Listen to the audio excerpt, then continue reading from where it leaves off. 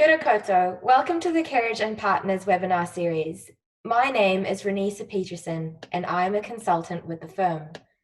As part of our vision to transform the leadership landscape, we have been working on a series of leadership events, and in embracing these current digital times, are launching these online. Thank you to everyone who attended our inaugural webinar last week on the topic Leadership and Innovation in Times of Crisis. We are grateful for the positive feedback on that session, so thank you to all who completed the survey or contacted us. We are especially glad to see the dialogue that the webinar sparked following a poignant question from a participant regarding the appetite for leaders to reimagine shifts in current behaviours and challenge assumptions to recreate a better New Zealand after the crisis. It was a big question, and many attendees wanted us to address it. So we've done so by taking the conversation online to crowdsource all of your perspectives, not just ours. Thank you to all who commented their views on this question, shared on Peter Carriage's LinkedIn profile and our company page. We welcome further debate and discussion, so please come join the conversation online. We understand some of you also took the question to board meetings last week, and it helped with the strategic planning, which is heartening. We are delighted you are joining us today for our second webinar on developing the next generation of chief executives for Aotearoa. This webinar leverages qualitative research completed by Carriage and Partners in 2019, whereby we connected with over 40 senior leaders from different sectors to get their perspectives on talent development for CEOs. We launched the research at an event last November, and there is a copy of the detailed research report, which you can read online. It was sent along with the invitation to this webinar, and we'll also send a link to it following. The link can also always be found on our website in the news section. We will also be uploading a recording of this webinar to our website, so no need to worry about writing too many notes. Last week, we had shared the slide deck that Chiwe presented, but today the slides showcase content lifted from the research report itself, so we won't be doing that. For context on who is with us online today as part of this community, we have over 140 people with us. 1 in 5 of you are CEOs, and 1 in 6 of you are professional directors. And the rest are a cohort of senior executives from a broad range of sectors. Haere mai. There are also a couple of leaders joining from Australia, so welcome to this Trans-Tasman bubble. Some housekeeping matters before we dig right in. Firstly, you have all joined this webinar on mute, so please rest assured you're not on video and we can't hear you, so you can sit back and relax. You will remain on mute by default, so don't need to stress about background noise either. Secondly, we encourage you to participate by asking questions throughout the session. On the bottom of your screen, there is a Zoom chat function button, Q&A. Please type in your questions and we will address the most popular ones during our panel session, which I will expand on shortly. Please can we request that you send your questions using the Q&A function instead of the Zoom chat function. Thank you. And finally, we wanted to share the structure of our webinar today, so you know what you can expect. Following introductions, Chiwe Kwan will be delivering a presentation and screen share with us all. At the conclusion of this, we will all reconvene for a Q&A panel session with Peter Carriage. Chiwe leads our leadership solutions practice. He has over 30 years experience in senior roles across government, corporate HR, and leadership consulting firms. With a background in organizational psychology, Chiwe has worked with senior leaders across the Asia Pacific and continues to be a keen student of leadership. Prior to his move to New Zealand in 2011, he was the founding CEO of the Singapore Human Capital Leadership Institute. He is also an adjunct faculty with Duke Corporate Education and has led leadership programs as far afield as South Africa and even Kazakhstan. Please welcome Chiwe.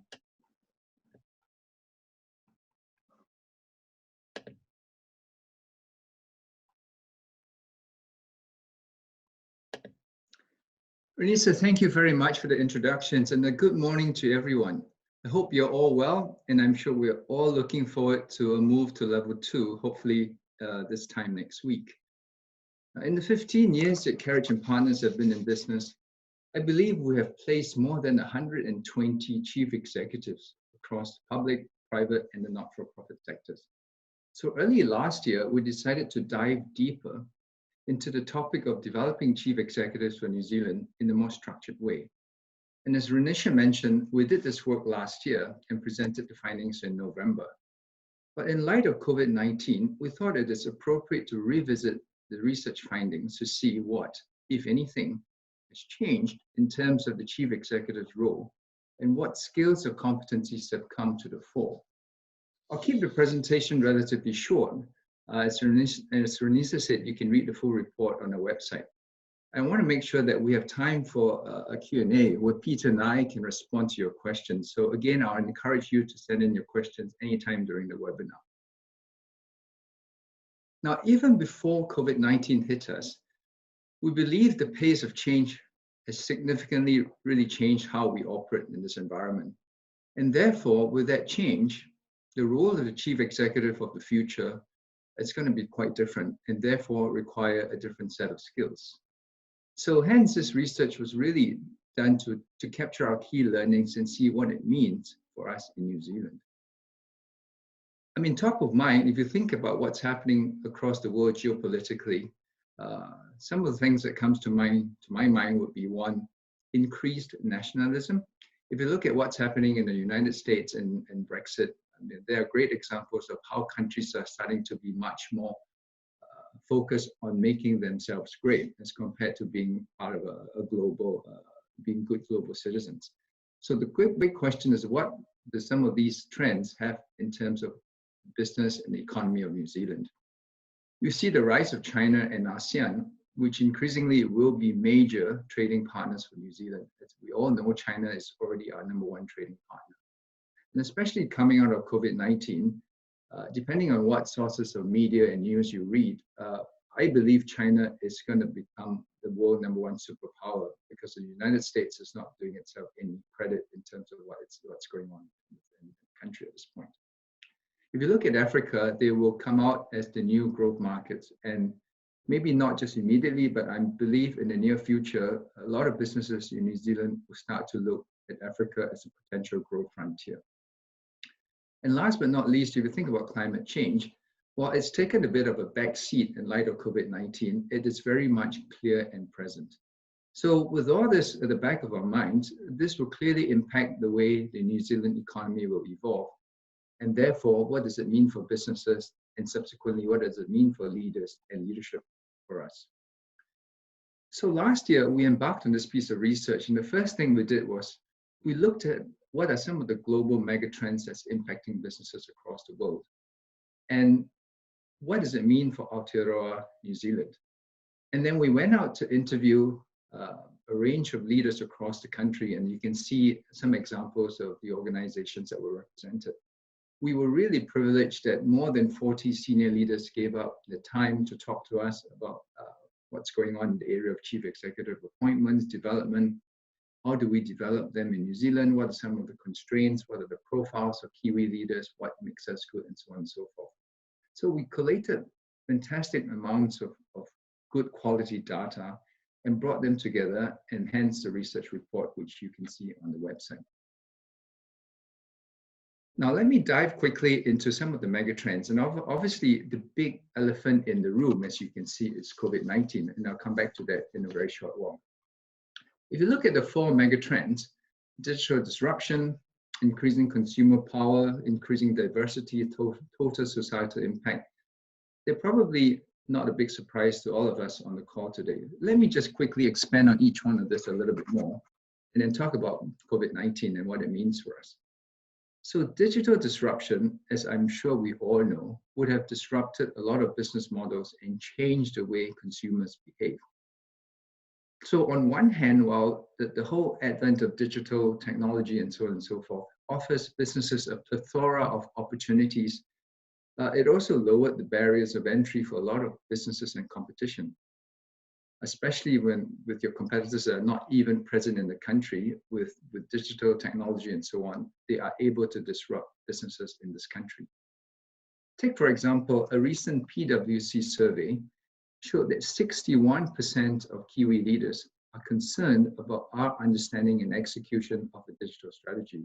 And clearly, COVID-19 has brought that to the fore, because if you did not have a strong, cohesive digital strategy going into the lockdown, you would have been, I believe, greatly impacted in one way or another. Now, obviously, with the advent of technology, it has clearly increased the power of the consumer.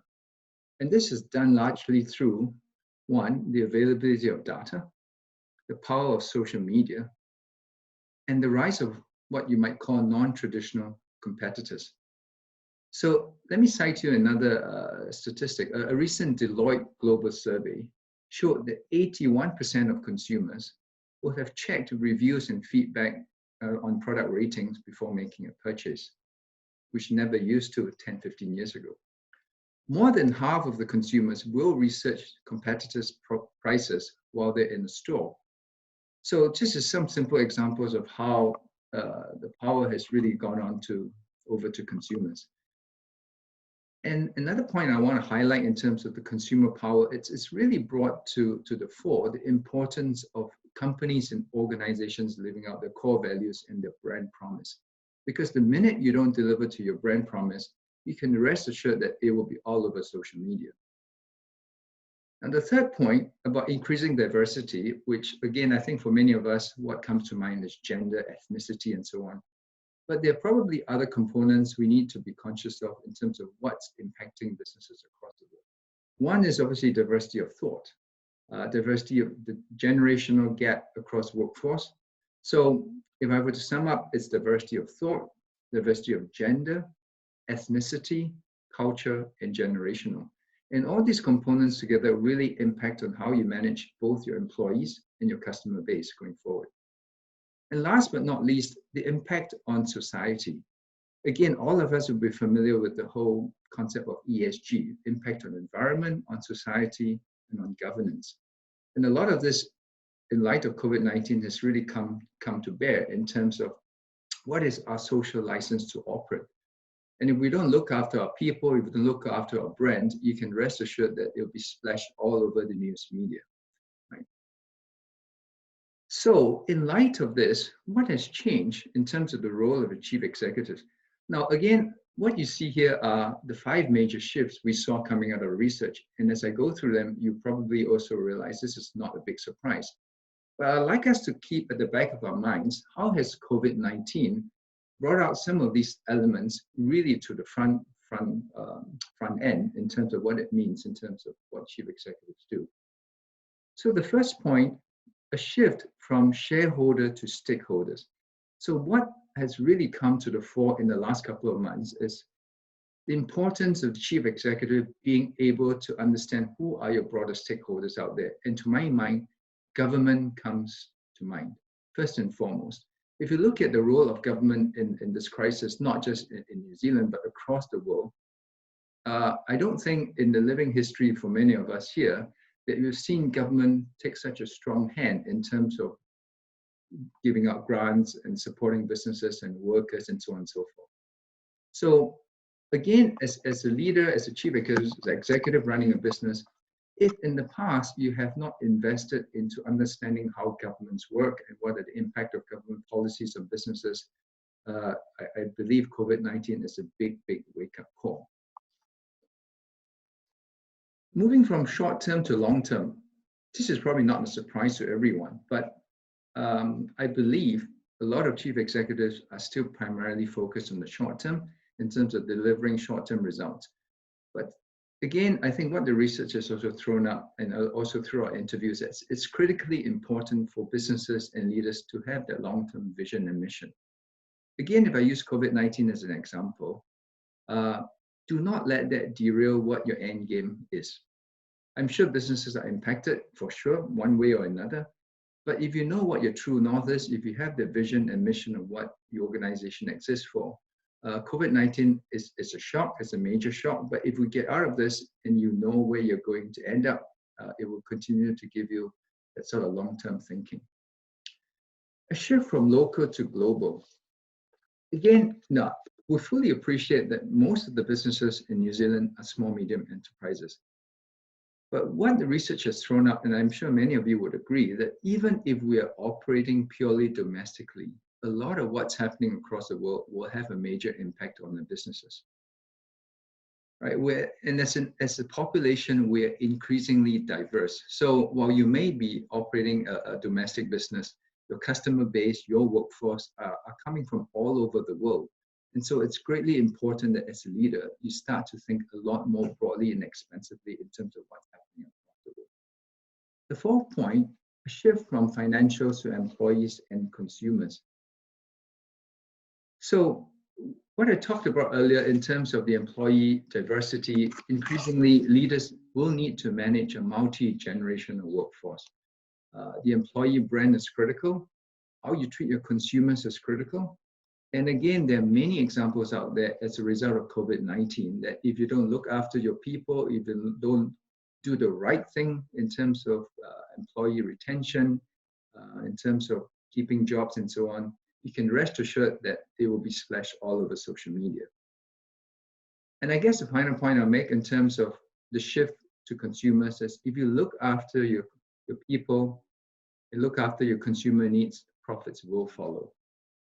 The last point here is a shift from leader to leadership. So again, if you think back in the last 3 months, what has really come to the fore is it's no more about the person at the top of the food chain, simply because we just don't have all the answers. And it's now shown up, it's critically important to have the support of not just your leadership team, but of all the talent that exists within your company at the different levels. And so, with this as the background, what has changed in terms of leadership development?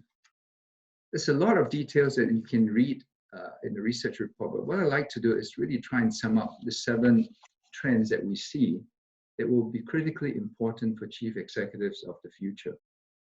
So the first point, acquire broad exposure. We believe in this time, in this age of a truly globalized economy, it's important for leaders to have exposure across different cultures, across different geographies, across different functional areas, and across different industries. Because with all that exposure, it will make you a lot more all-rounded. I guess for me, the tagline is get out of your comfort zone, right? Learn about what else is happening. And then that takes me to the next point about developing a worldview. You can do this through various means. Obviously, there's tons of stuff you can learn online. Attending leadership conferences, leadership programs, which obviously in light of COVID-19 probably will take on a very different shape and form going forward. But the important thing is, how do you really grow your curiosity and your mindset to understand what's happening in the rest of the world that really will have an impact on us in New Zealand? The third point, it's about developing what I call cultural intelligence. Now, it's not just about being culturally aware, but the key point for leaders is, can you leverage cultural diversity of your workforce, of your customer base, generate new ideas, new innovation that can really drive the performance of the organization? So intelligence takes it one step beyond just being culturally aware. Develop your network intelligence. Again, this links back to the point I made earlier about leaders needing a support network. And you can look at your network not just locally, but look at globally. Look at your network across industry, look at network within your functional groups. But the point I want to highlight is you have to be deliberate about building your network. Because if you don't, and you really take a good hard look at who your immediate support network is, you might be surprised to see how narrow they are. The fifth point is to develop trusted feedback sources. So I often like to use the analogy of who is going to hold up a mirror to you as the chief executive. Is there someone within the organization, and is there someone outside the organization that can hold up a mirror to you and tell you how you're behaving, what you're doing well, and what you need to work on? So it's important as leaders that you develop trusted feedback resources, because otherwise, no one's going to tell you that you have no clothes on. Develop learning agility. So for me, the words that come to mind would be curiosity, vulnerability, and humility as a leader. Again, in this time of data overload, there's no way you as the leader at the top of the food chain is going to have all the answers to everything.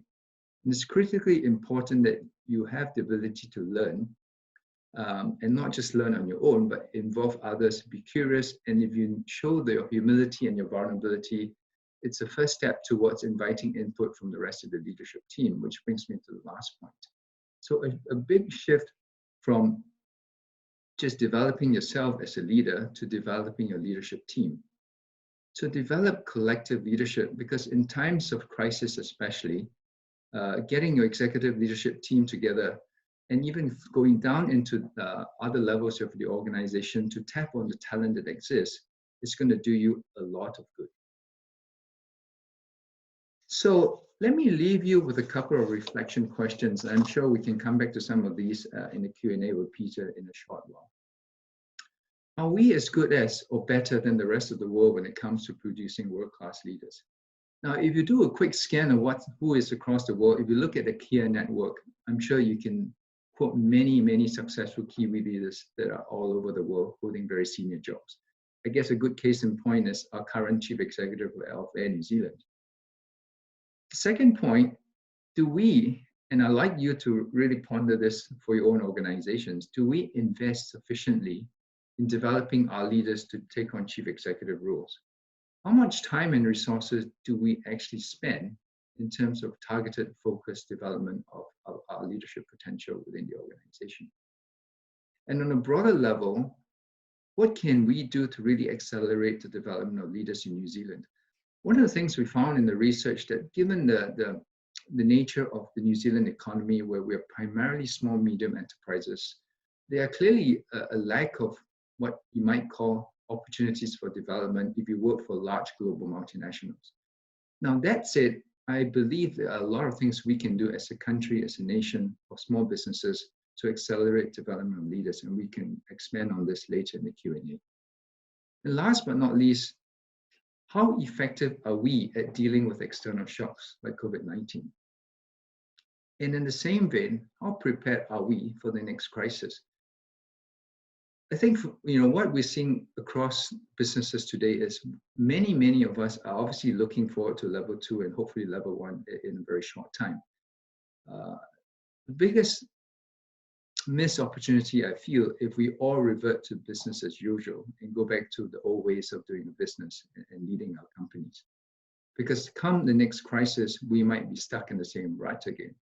So again, finally, a question to ponder is, how prepared are we for the next crisis? What have we learned from the last couple of months going into the lockdown and working remotely and leveraging technology and so on? Is there anything that we can take on as permanent lessons learned that will really change the way we do business?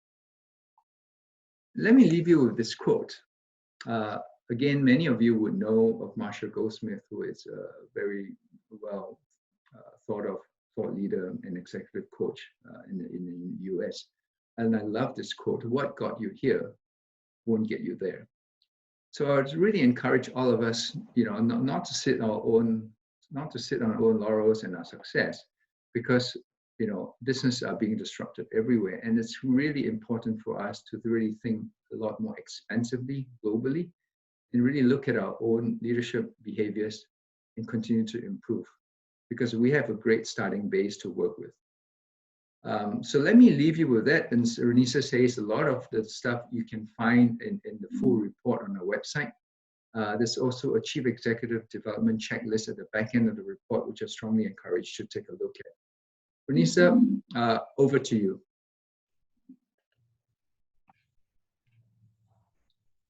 Many thanks, John. We've had a number of questions and comments through, and you've sparked food for thought. Welcome also to Peter Carriage. Peter is our founding partner and created the business in 2005.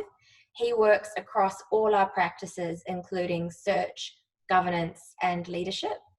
Beyond Carriage and Partners, Peter's commitment to New Zealand is also demonstrated as a trustee on the board of the Graham Dingle Foundation, a Fab 50 member for the B Institute, and as an ambassador for Leadership New Zealand. Please welcome Peter. Thank you, Renisa. We've launched the questions. The first is, given our unique economy comprising 97% of businesses being SMEs, and we lack the presence of global multinationals, and therefore we lack this development opportunities that come along with them, what can we do to develop a stronger pipeline of future chief executives for New Zealand? Keen to get your perspectives first on this, Peter. Thanks, Renisa, and thank you, Chiwe. I think in the first instance, we have to recognise that there are constraints. If you're working in a very large multinational, you can shift people across countries, you can shift people across role functions quite easily. And that's very much in the DNA of some of the blue chip multinationals that we often study. In a New Zealand context, of course, we have constraints. We have constraints of size, but at the same time, we're a very imaginative nation. We can do things differently. And some of the ideas include, what about secondments to your suppliers, to your customers? What about, shifting roles, role expansion, taking on new projects and so on. So I think we can be creative, I guess, is how I'd sum that up. Thank you, Chiwe. Keen to get your insights as well. Yeah, I mean, great, Peter. I fully agree with your thoughts, and I might add on a couple more things. I think one is we shouldn't have the mindset that leadership development is costly, it's expensive. It's all about sending individuals to great programs in Europe and in North America. So fully, again, the constraints that we are primarily a SME economy. So the first thing I'll say is, as an organization, identify your potential early. Today, do you know who are the 2 or 3 individuals within your organizations that may have the potential to step into your shoes? So if you do, the next thing is, what are 2 or 3 things that you think they can develop that will really fast track the development? And be very focused with development. Again, I reinforce the point, it's not about sending them to fancy programs. The programs are great in terms of building a global network, but you also appreciate many of what you learn in the business school outside of this country. The question is how much of that is relevant to execution in New Zealand. So be very targeted. To Peter's point, development can be very efficiently done if it's through a specific stretch goals, stretch responsibilities, reinforce it with coaching. Thank you, Chiwe. Not surprisingly, we've had questions about the current COVID-19 context, and 3 in particular correlate to hiring CEOs. So I'll group them together. The first is, during this current crisis, some have commented that nothing beats having an experienced CEO at the helm. To what extent do you think that experience is going to be more important and valued when organizations are looking at CEO appointments? Peter, given you've done over 120 searches in the space, what would be your insights on that? I think certainly in times like this, boards, especially the conservative voices on a board, will always gravitate towards, perhaps a chief executive who does have the runs on the board and has got experience. But equally, I think what's required is that within the leadership of the organization, there is experience. The chief executive themselves, may be relatively young, but they have to have the requisite leadership qualities that ensure that they're able to, if you like, liberate others to perform and not necessarily be people that have all the answers. So I think it's probably a bit mixed. I think that there will be a tendency of boards to look to those people with a few grey hairs, dare I say. But I think also, I don't think it should preclude people taking on those roles with a more youthful outlook, provided that they are in turn surrounded by others, perhaps with some battle scars. Peter, I'd like to pick up on what you said, because to my mind, often experience does not equate to expertise or performance. I'm sure you've also seen executives who have done a number of CE roles, but if they've always taken on chief executive roles in similar industries and probably in doing similar things, then the question for us is, how much better is that compared to a first-time chief executive? The other thing I'd say is, there will always be a first-time chief executive role for any leader. And while experience is useful, it does not mean a first-time CE is any less capable, as you said. And for me, there are probably three important differentiating characteristics that leads to effective performance for a leader. One is the ability to deal with ambiguity. Second is learning agility. And third is humility. And given the work I've done with a number of chief executives across Asia and increasingly New Zealand, I find that leaders with this mindset and this behavior competency, if you will, tend to be much more effective as people leaders, regardless of whether they're first-time chief executive or they've done it for many years. So yeah, experience is helpful, but it's not the be-all and end-all, I'd say.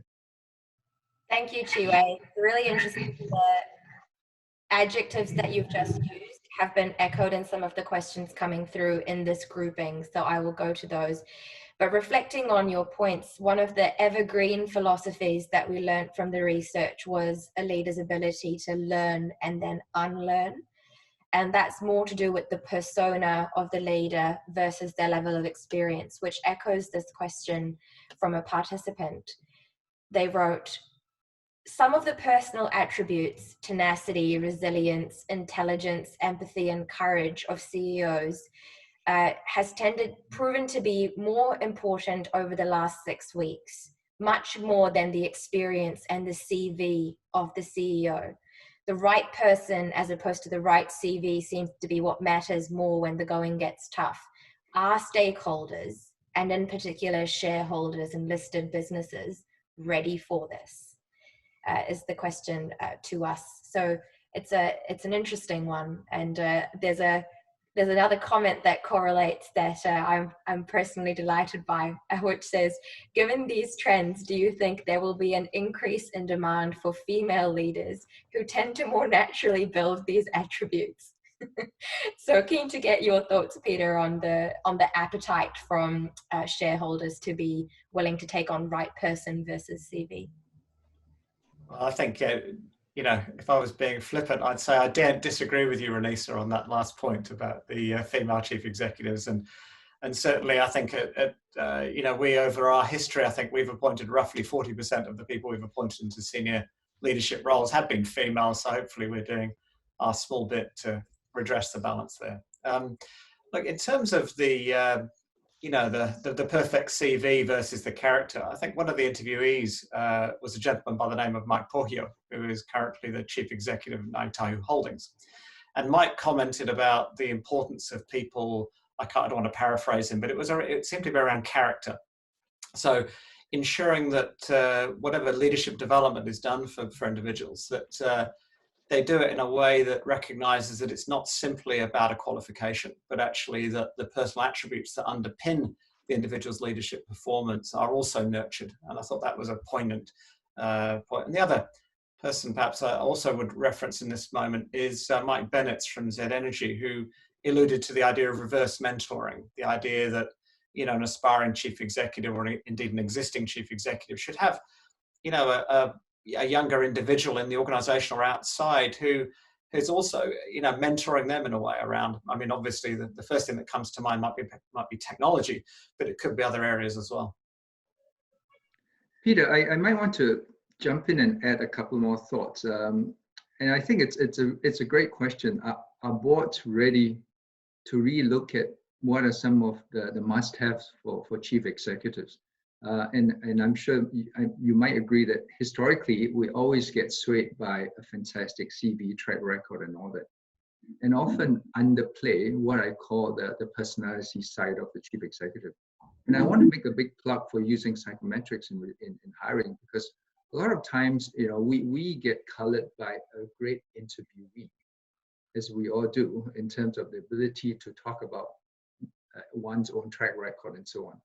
But it's really, I think if you use some other data points like psychometrics and all that, it could throw up elements of personality and behaviors, especially as a leader, that might not reflect as well in some of the qualities that are being talked about in the question about resilience, about involving others, about curiosity and all that.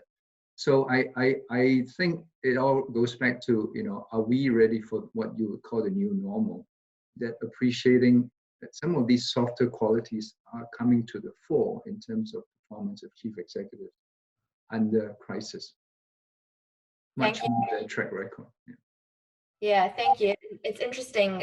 Someone's picked up on that in the comments as well, and they've said it's coming down to hiring for leadership potential and then developing the expertise and experience in that, and how important psychometrics are in delivering that qualitative information for that. The next grouping of questions have picked up on that local versus global theme from the research, Chiwei. And some people have shared that they believe the COVID-19 crisis puts New Zealand in a really interesting position for opportunities to expand into overseas markets.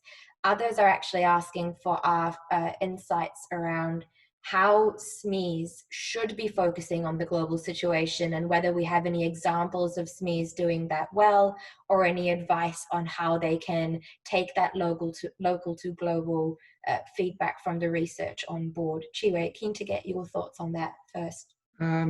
It's a big, long question. I might want to address the second part first, and Renisa, you might want to remind me about the first part. The question around how can SMEs scale up, if you will, right? I think there are many examples of great ideas and innovations coming out of New Zealand that has been shipped up globally.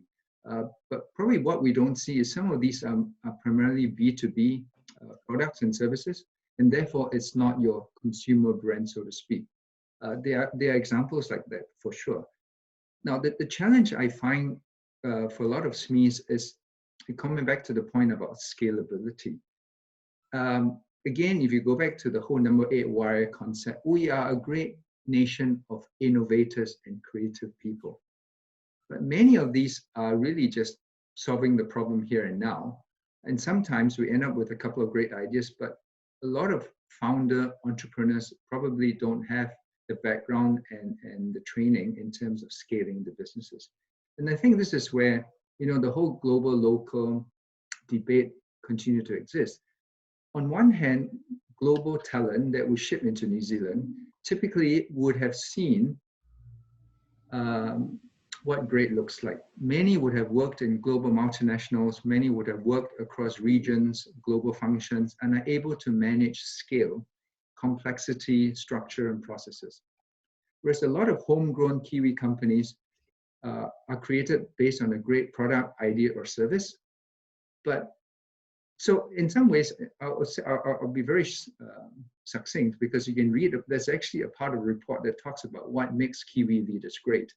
On the flip side, because we're so egalitarian, we're so hands-on, we don't have the top of mind ability to create scale, to manage complexity, and to put in place structures and processes, because we just get our hands dirty, and even the chief executive get onto the shop floor and solves the problem.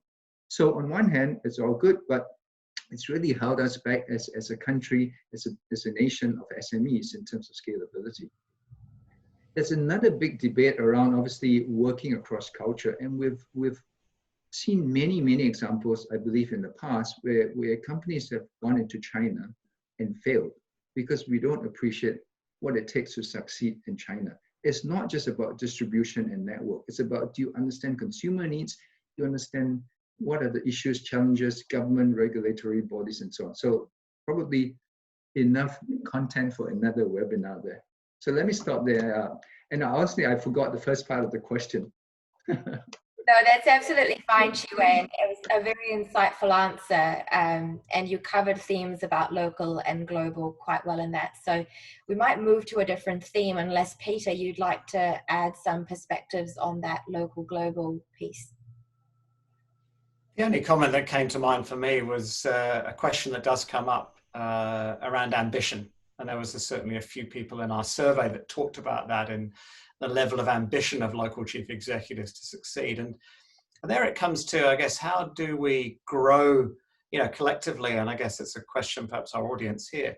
How do we collectively grow the cohort of New Zealand leaders that have high ambition? And this doesn't mean that everyone needs to scale up and to become the next Microsoft, but how can we create a cohort of New Zealand leaders who are ambitious for wanting to create the best organ. So whatever you're in, whether you're making widgets or you're running IT services or whatever, why not aspire to being the best IT services provider on the planet? You know, all of these things are entirely possible from a New Zealand base. In fact, you know, I'd have an optimistic view. I think I don't want to be glib or insensitive to the very real pain that people are going through right now. And yet at the same time, there's another side to the COVID crisis and the opportunity that exists for New Zealand businesses globally. I think it is entirely predictable that we become the single most desirable place to live on the planet.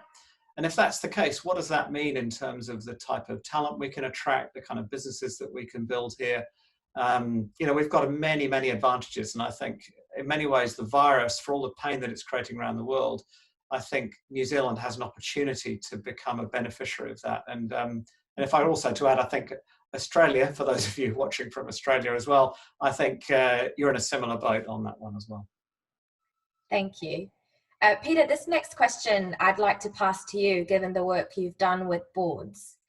The question is, how do you encourage a board to appoint a person to a CEO role who is unlike them? How do you support that board to understand unconscious bias on their part? Well, that's a great question and a really big question.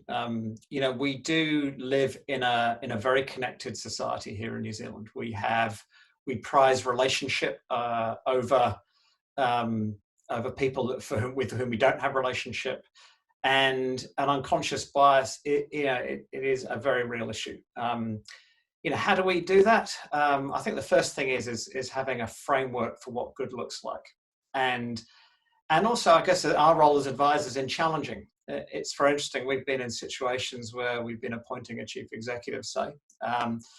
And we've had one individual on the list with a very, very similar background to another. But one is known to the board and one is not known. And in that example I'm playing out, the person who was known gets waved through very easily. Yep, that's right, we know them, waved through. The other person who wasn't known and was female, although whether that was a consideration or not, I don't know, but had exactly the same credentials, but because they weren't known to any members of the board, there was a sort of collective sharp intake of breath and a lot of umming and ahhing and we're really not sure. But I think if you draw people back to the framework by which that chief executive appointment was going to be made, the requirements of the role, and ensure that the board, I guess, get back to those criteria, then I think you've got a chance of creating a level playing field and trying to eliminate some of the unconscious bias that exists. But in many ways, it's trying to make it, I guess, bring it out into the open is I think the key thing to do. Peter, actually, I want to jump in here because some of the work I do with executive teams and boards to overcome what you call unconscious biases. You know, sometimes if you're down to 2 or 3 CVs for the matter, can you remove the names? Can you remove the organizations? But obviously, you know, if it's a Fortune 500, $100 million company, put it there. You don't have the candidate's name, and you'll be amazed at who they finally pick, because we are always colored by the name in front of us. And if you do that experiment with your boards or with your executive team, you'll be. And for me, that's evidence-based. And then when you review, show and tell, you can see the reactions on the faces. So I just want to jump in here and give you an example. It's just no better way to show that we are all coming with our biases. Yeah, well, I think Renisa and I have both been involved in a project where we've done exactly that. We've stripped the names off. I think one of the challenges is in the New Zealand environment, when the talent pool is very small, is that the board members quickly look across the CVs, as anonymous as they might be, and try and work out who they are. So look, I totally agree. It's a great method to use, and certainly can be applied, especially when the talent pool is larger. So I think perhaps less for a chief executive appointment, maybe for a big listed company here, but certainly for a next level or the next level down. Absolutely, great idea.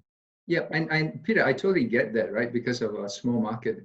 The other thing I have found quite useful in the past is really challenge the board to come up with evidence why candidate A is better than B. Not just because of who he or she is or the name or the track record, but what specific examples that speaks to the role specification and requirement that we have. And sometimes when you push them a bit more, I find they struggle to come up with solid evidence. Yeah, absolutely. And I love that we've got some real-time feedback from people that wrote and said, that's a very tough question, Renisa, around unconscious bias and boards. And that's fair critique. It's a massive topic worthy of a webinar in its own right. Another really lovely piece of real-time critique that we've had is challenging the binariness of short-term versus long-term. And in the past, we've used the metaphor of a microscope and a telescope, but the best critique of that came from someone who was a photographer, and they talked about having a lens that you can adjust and how you need both simultaneously. And one of the people watching critiqued that short-term and long-term and opted rather for us to use a 3D perspective on that, on context and the role. So thank you for people passing those comments through as well. They're very useful. The next question again is a biggie, and I'm conscious of time, so we may not be able to get through all of the questions during the webinar. But I'm keen to ask this question to Peter in the first instance, and then Chiwe, I'll loop back to you later because the second part of the question is specific about the research methodology. Peter, the first part of the question is, I'm interested in your views on the place of ethical leadership and decision-making. The recent examples of significant organizations taking advantage of government subsidies, despite not being financially threatened by the crisis, makes me question their ethical foundation. What do you think? And I'm asking you this because I know as a team we've talked about this a lot recently. Wow, that's a biggie. I think there is a lot of conversation out there around, let's say in New Zealand, the wage subsidy that I think you're alluding to there, and organisations and the extent to which they need it or not. And I know that various politicians have waded into that debate. And that's for good reason. I think their electorates are probably sort of calling out for them to have a voice on it. I think not all shareholders are equal, I think, in the times that we're living in. I think if you're a business owned by a rich lister, and I think we quoted Richard Branson last time, but there's plenty of wealthy people here in New Zealand who are owning businesses. I think society is looking for those people at this point in the crisis times that we're living in, to not dip into the government coffers when they could perhaps dip into their own without feeling any pain at all. And I think the government subsidy, the ethics, I think people's character is being shown up at the moment by their actions in this time, the extent to which they're prepared to tighten their belts and feel some pain. I'm talking about shareholders here. Versus seek to maintain their lifestyle and wealth regardless of the environment that's unfolding around us right now. So as we head into recessionary times, I think ethical leadership will be prized. And I think consumers will form a view as to which professional services firm they want to use, which builder they want to use, which retail store they want to visit, on the basis of the kind of exposure that the COVID-19 crisis will have created. So Peter, Renisa, I mean, if I go back to the research, this whole concept of total societal impact really speaks to that, right? What is your social license to operate? Especially in light of COVID, what are you doing for the community?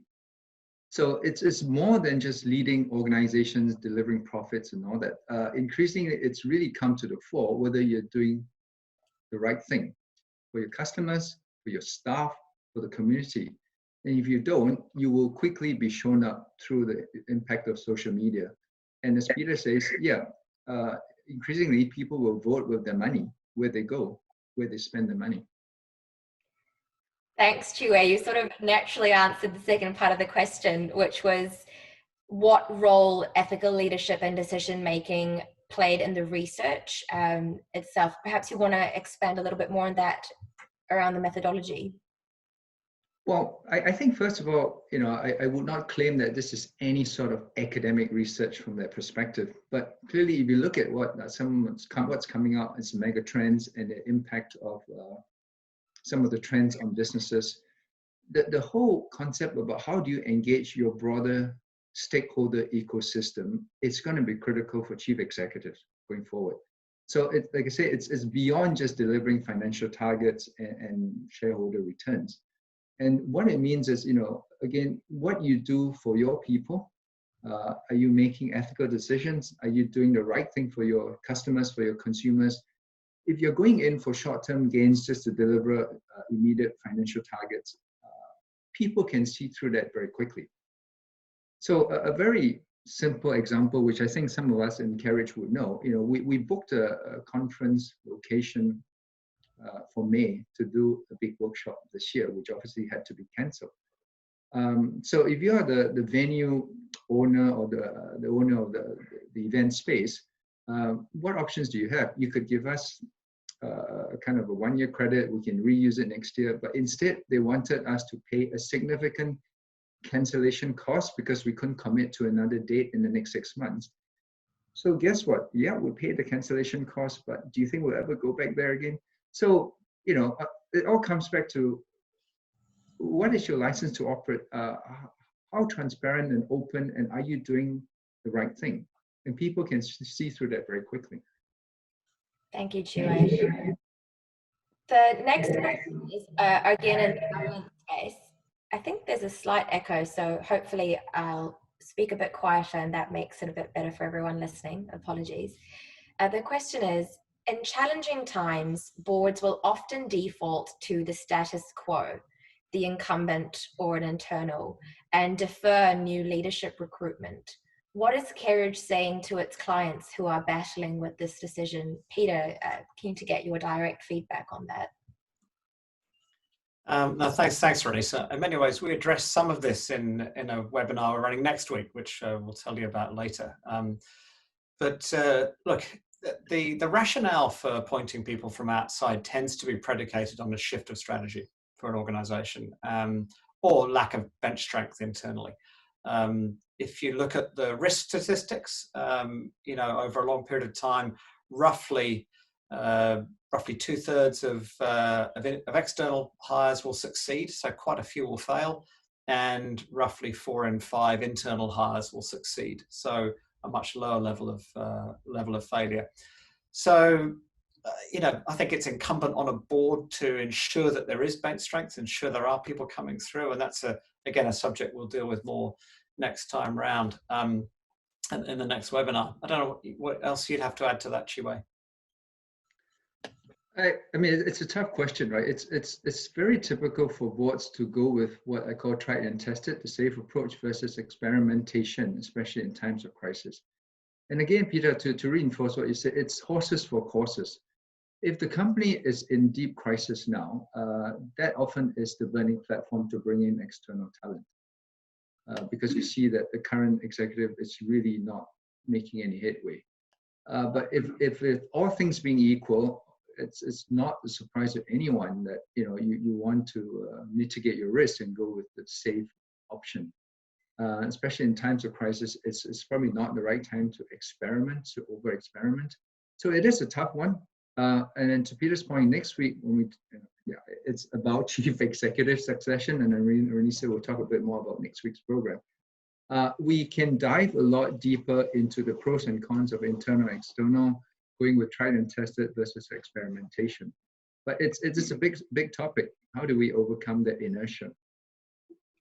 Absolutely. And to give everyone a flavor for some of the other questions that have come through in the same theme that we'd love to dive a bit deeper on the webinar next week. Some of the sample questions are, how would you compare overseas talent with homegrown talent? How does Kiwi talent benchmark internationally? Another question that came through was around the hits and misses when New Zealand organizations bring in overseas candidates for local roles, with them being stars, and how that's played out. And another question that came through was, what types of leadership styles work really well for a New Zealand context. And then the flip to that was another question from a participant asking about how New Zealand leaders could connect better with different types of cultures and leadership styles. So they do dovetail quite neatly into our webinar topic for next week. So we'd encourage you to come back and join us for that. I'm conscious of time, so we'll take one final question. The question is from a board member's perspective. It's interesting. It's asking around how did they show their vulnerability in their conversations with CEOs without diminishing their leadership in that exchange. Peter, keen to get your thoughts on this. Yeah, it's even interesting in how the question's been phrased, because I almost would see demonstrating vulnerability as being demonstrating leadership. I think in many ways, I think we've had a notion of leadership in the past that's been around potentially a hero leader who's bulletproof, sort of John Wayne kind of character. And I think increasingly, and maybe that's the role that women can play as well in rising ranks of leadership, is the increasing, I guess, acceptance of vulnerability being something that a leader should be doing, or a quality they should be demonstrating. And if I think particularly in these crisis times, the leaders cannot know it all. It's just impossible. Organizations are led by a leader, but they're not run by the leader in its totality. Leadership, as was pointed out at the seminar last week, is a team sport. Leadership is about liberating others to perform. And if you want people to perform, you want to really build those relationships, you want to allow others to contribute to you, you have to be vulnerable to the bits that you don't know. You don't know everything, and you can't do everything. Therefore, how do we as a team, how do we as a board, how do we as a board executive management team collectively, how do we steer ourselves out of this crisis, on the one hand being very authentic and real about the problems that we're facing, but on the other hand, and this is where the sort of duality of leadership comes in, is on the one hand, sort of reality about what's going on, but also inspiring and exciting the team, the organization, the ecosystem within which you work around the possibilities that exist for a better future. Just a couple of points to reinforce what Peter said. I think it's interesting that perhaps to some extent, some of us still associate vulnerability as a weakness. Right? But to my mind, if you think about the world we live in today, with the amount of data that's out there, how can anyone have answers to every problem and question out there? And if you accept that as a fact, that no one has the answers to everything, then being vulnerable, showing humility, we don't know, it's perfectly okay. So whether you're the CE or on a board, director or chair, clearly you bring your advantage into the boardroom in terms of your network, your experience, and so on, which is fantastic. But it doesn't mean you will have answers to everything. So I think for me, it's just a shift in mindset that it's absolutely okay not to have answers. But as a collective team, maybe we can find the answers. So I'll leave you with that. Thank you, Chiwe. In conclusion, I'm very conscious of the time. Our apologies that we couldn't answer all the questions that have come through. I hope you saw in the flavor of the questions, they've all tended to be really big, meaty questions. So we're grateful for those. We are grateful for your input, and we will follow some of these questions up either in future webinars or perhaps phone calls with you, or by taking the conversation online like we did last week on LinkedIn. We'd love to invite you to the upcoming webinar next week that we've alluded to. Same time, same place, obviously. It's on the 14th of May, and it will be on CEO succession planning with insights of board directors, as well as chief people officers and CEOs, reflecting on the lessons we have learned as a business, seeing it done well, but also seeing it done badly. Again, we'd be grateful if you could please fill out the short survey link that will pass through for feedback. And finally, thank you so much. We really look forward to staying connected online or in person when the time allows. Until then, stay safe. Kia kaha.